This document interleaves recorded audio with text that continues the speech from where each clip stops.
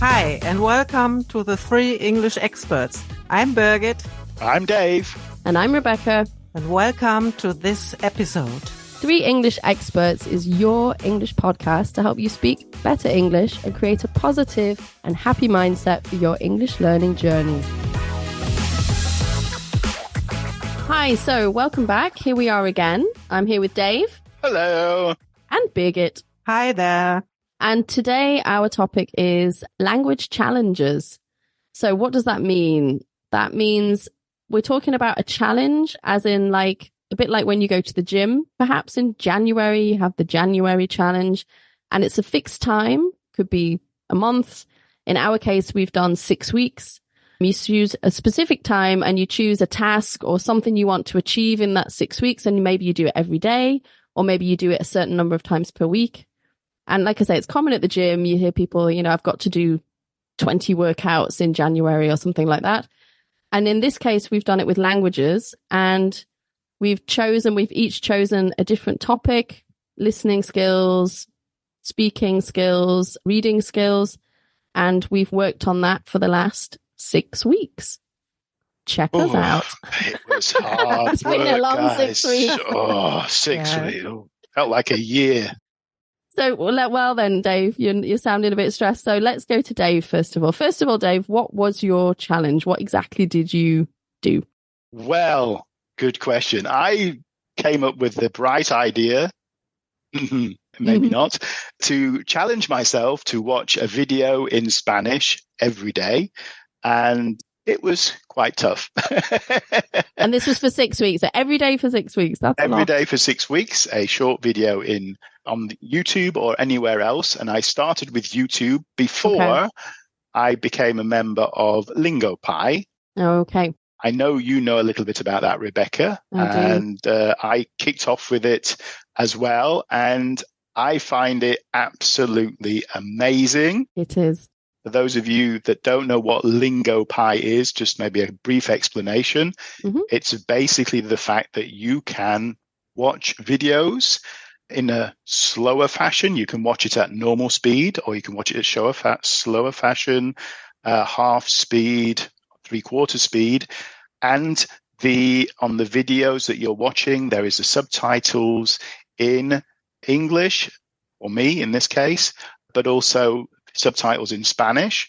And the great thing about this is you can touch on the words in Spanish and get the English translation come above.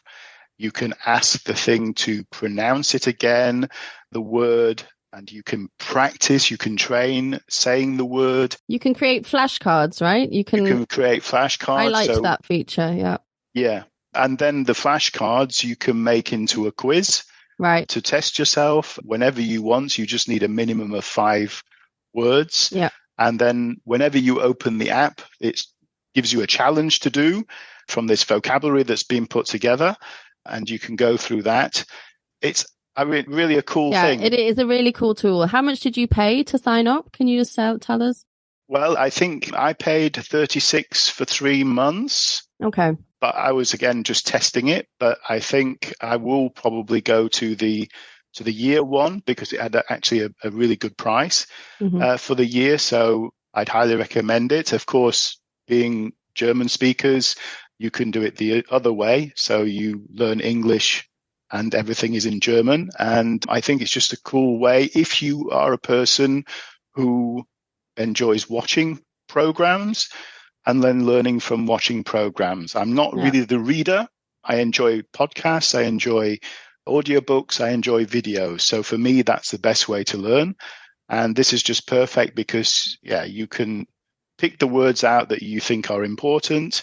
And depending on your level, you can watch Netflix videos as well. Yeah, there's a huge amount of material, isn't there? There's tons and tons of films, series from all over the world. The choice is, and it will choose one for your level, I think, right? You can say, this is my approximate level and B1 or something, and then it will say, well, this is good content for you. I thought that was helpful. Yeah. And if you're quite good at English already, you can watch, for example, Netflix videos or films and series that are on Netflix. And then, of course, when you're watching those, You can connect exactly them, the same. right? Yeah. Yeah. You can connect your Netflix account to it, right? Yeah, that's right. Yeah, absolutely amazing. And I really enjoy it. I'm not going to maybe be able to do as much as I did in the challenge, but I'll try to keep on doing it. There was maybe just one downside to it. You can't record full sentences. So you could into the vocab list. The only thing that you can do is the individual words. Okay. Really? So for a whole sentence, I ended up having to write the sentences down, but that's okay. That's just one small. Well, it's a good learning, isn't it? Yeah. Of course. Yeah. But bit more effort. Yeah. I thought you could do whole sentences. Maybe I'm getting... It didn't work, or at least I didn't find the way to do the whole sentences. But the great thing was it mentions about the grammar. It mentions, it's color coded. So blues are for nouns, reds for verbs. Yeah. I mean, it's great. It is really, really good. Yeah. So you did that every day then, Dave, and your Spanish has improved now, you feel? I think so. Yes, definitely. Yeah. I mean, it's just with time, your speed, you'll understand more and more. And that's my goal when I hear a native Spanish speaker, to be able to pick out the individual words as opposed to I feel it's getting there more and more. And of course, then to learn the vocabulary. So yeah, I think it's working well. But as I said, it's just, you don't get to watch. What was the negative? So the positive is you feel you've got better, but what were the downsides, would you say, of your challenge? There was no real downside to it, except for the sentence thing, that you can't have the whole sentence. And of course, every day, if I only did, let's say, half an hour, what are you going to do? Are you going to focus on like 5 minutes and take every word out that's new? Or are you going to try and watch the video to the end and try and just watch it to listen to the Spanish? So I think you have to sometimes choose what you want to do on any particular time, or are you going to do 5 minutes this, 10 minutes that, whatever. But that's just what time you have, how you divide up your day, but for like 5 minutes, I would get out 10 or 11 pieces of vocabulary. Wow, right. That's a lot. So it shows how much I have to learn. Okay. Okay. So, Birgit, what did you do? Well, I actually told myself I wanted to get into speaking Dutch after I had sort of learned Dutch with devices for almost 3 years now, I think. Now I wanted to get into talking, and I booked lessons with a native person who actually lives in Spain. Yes, and it worked well for me. I would draw a very positive conclusion. And what I found out is I wouldn't have done that without the challenge. So if there had been no challenge for me, I would have postponed that. So I was structured. I had a structure. I had those lessons coming up. And what I did, I took some preparation time because I didn't want to go into the meetings without being prepared. So she sent me something in before our lessons, which I had to read or should read, and I did. I revised the words which I had learned before. I went into the lessons, enjoyed it when I felt prepared. So the more I prepared, the better I felt. That was nice, actually. The perfect nice student. I know. Birgit would be your the perfect swatty student. pants. Fantastic. Well done. The Streber. Is that your translation for Streber? The swatty pants. Swatty pants. I would say teacher's pet. Teacher's pet.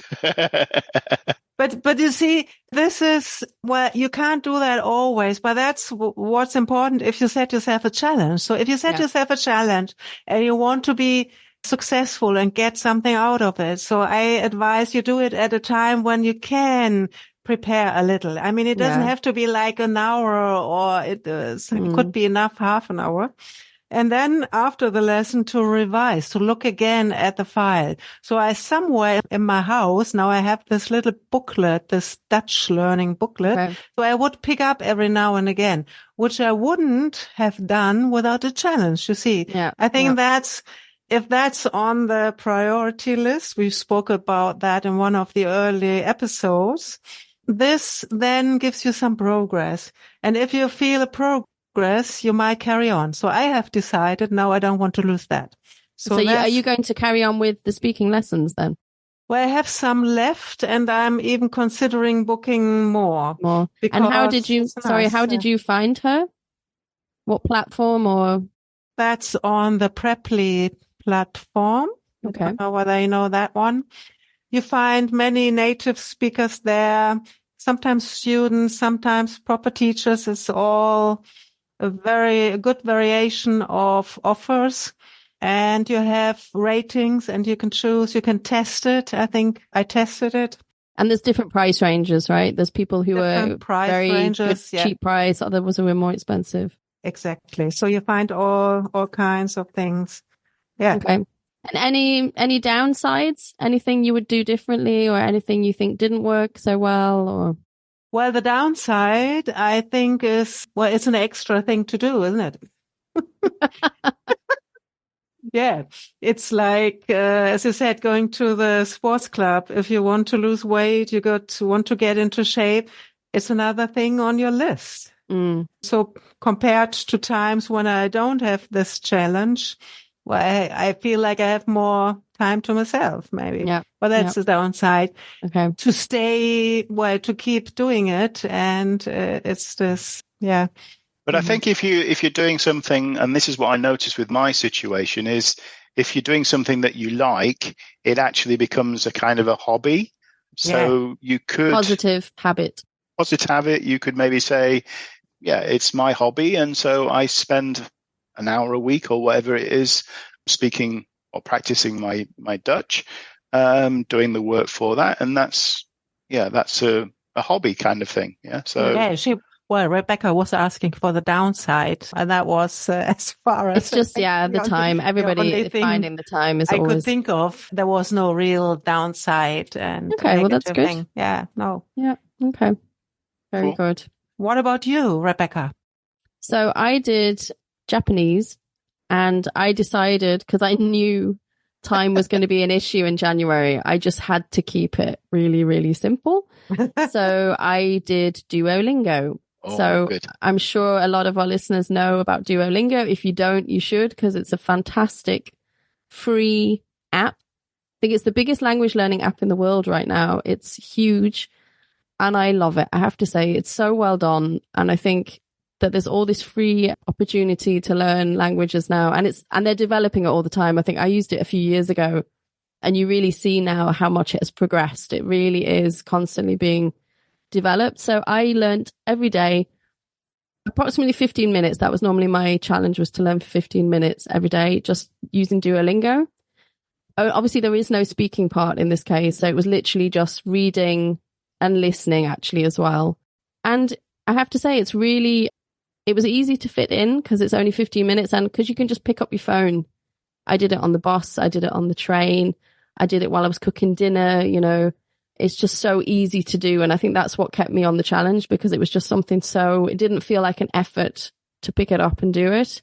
It is gamified. If you don't know Duolingo, it is gamified. So there's leagues and you're in quests with other people, which is often my husband, which is quite annoying because he's really good at Duolingo. So Japanese too? No, you're in different. You don't have to be doing the same language to be in a quest. You can wow. So he's doing Spanish. So oh wow, yeah, and he's always like top of Diamond League and all this stuff. It's very annoying. But anyway, it kind of just makes it a bit of fun. There's leagues, and you get points and you earn gems and things. The only downside is there is no speaking. Sometimes in the past on Duolingo there was some speaking where you had to say a sentence and it would. That's right. Yeah, I remember that. But I don't know if that's because I'm doing Japanese and that's not available on the Japanese part. Well, it's available on the Dutch. I know. Oh, is it? It is. Yes, it is. Okay. Well, then I think that's a Japanese thing that they haven't developed that yet. So, but that's kind of missing. So sometimes I just said the sentences out loud while I was learning to try and practice that a bit, but refreshed loads of vocabulary, remembered lots of things that I'd forgotten, learned new things. Yeah.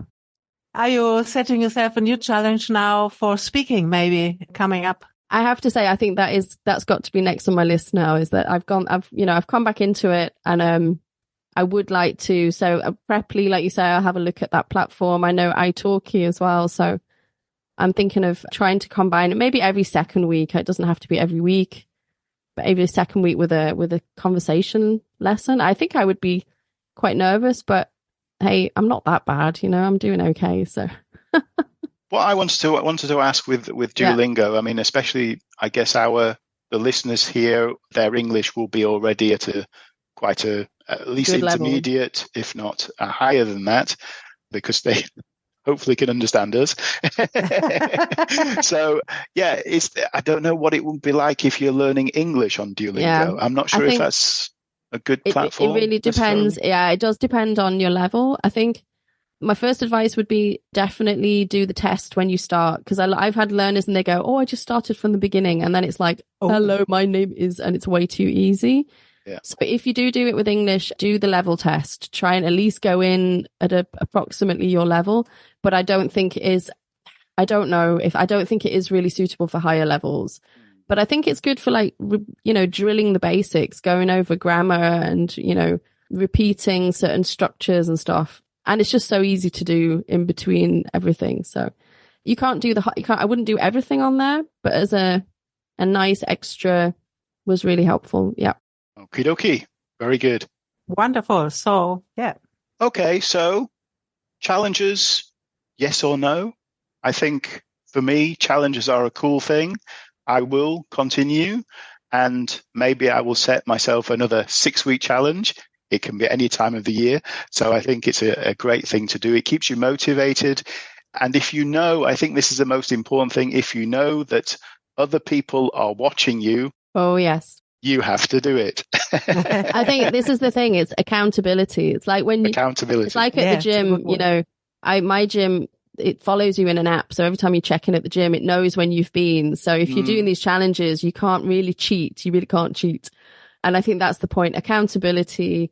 And it does motivate you, even though there's nothing, you're not going to win £1,000 at the end, but it's just accountability, knowing that it's maybe only for a fixed time. It's not forever. It's just for now. I'm trying to do something positive, maybe develop a new habit. And I would say yes to challenges. I'm convinced. Yeah. And me too. And especially if you pay for some device or you pay for somebody you're going to have conversation with, if you pay for a gym, that's a motivation to go. And it should be. But it should be. Maybe for some people it isn't, but it should be a motivation. So yes, maybe set yourself a challenge. Maybe we have managed to motivate you somehow to set yourself a goal in learning English. And in the next episode, we will talk about typical mistakes. We're going back to grammar issue.